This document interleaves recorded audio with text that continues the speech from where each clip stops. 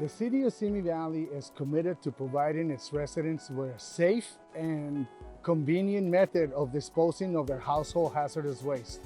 The effort that is put into this type of programs is specifically designed to prevent toxic materials from entering into our landfill and thereby coming in contact with the groundwater, leaching out of our system and degrading the quality of the local groundwater.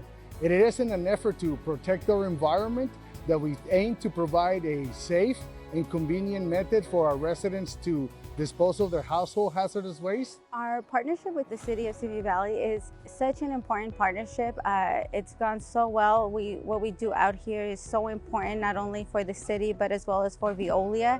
Being able to have those different options for the residents is extremely important. We always see a huge turnout.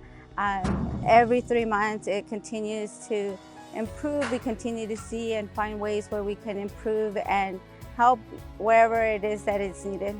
Like, the residents have told us over the years here that this event is very beneficial to them, and it also helps keeps the environment clean, from the oil or paints and other chemicals that would otherwise wind up in the drain or in the ground. They have a place where they can bring it, so it's been very, very good for both of us.